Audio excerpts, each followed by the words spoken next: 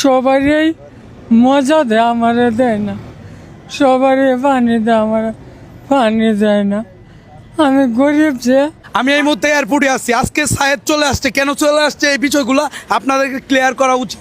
সায়েদ 1 কোটি টাকা লাগবো তার হচ্ছে চিকিৎসার জন্য, এই ব্যয়বহুল টাকা দেওয়ার মতো ক্ষমতা কারো নাই। তাই হচ্ছে আজকে সায়েদ চলে আসছে কিশোরগঞ্জের মাটিতে। সে হচ্ছে আজকে ব্যাক করতেছে, এখন আছে হচ্ছে ঢাকা এয়ারপোর্টে। তো আমরা হচ্ছে তার ফ্যামিলির কাছ থেকে একটু জানার চেষ্টা করি, এমনকি আপনাদেরকেও জানান দেওয়া উচিত। আমি সহ সারা বাংলাদেশ 35 লক্ষ টাকা দিছে, দেশ ও প্রবাস থেকে দিছে, কিন্তু তার চিকিৎসা কেন হলো না, এই বিষয়গুলো কিন্তু আপনাদের মনে ঘুরপাক খাচ্ছে। আপু, কি অবস্থা? আজকে তো ইন্ডিয়াতে চলে আসলেন নাকি? জি, কেন চলে আসলেন? চিকিৎসা কেন করালেন না? আমরা এত ভয়াবহ মানে এত পরিমাণ টাকা লাগে যা আমাদের পক্ষে সম্ভব না।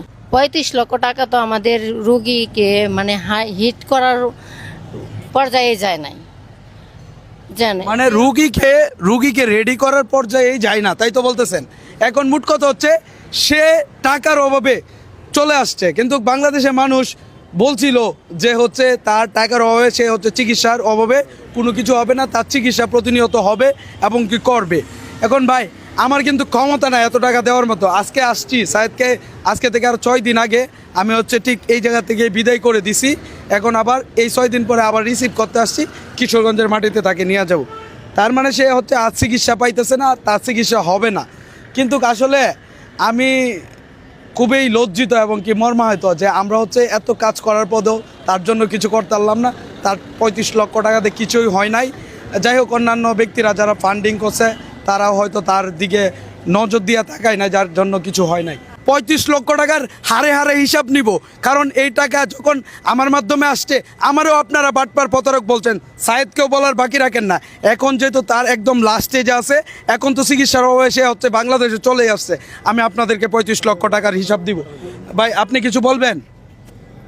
আমার আমি বলছি স্যার, আমার 3টে বাচ্চা, আমার উপরে এত বড় চাপ দিয়ে না।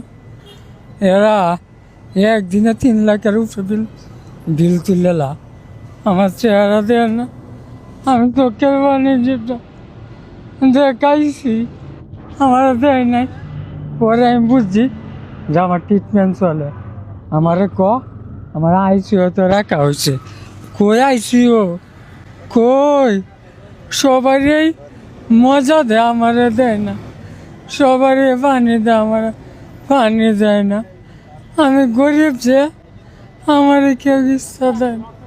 আচ্ছা, ঠিক আছে, আপনি যেহেতু অসুস্থ, এত কথা বলার দরকার নাই। শুনেন, অনেক কষ্ট তার বুকে চাপা আছে, সত্যি কথা এটাই। আমরা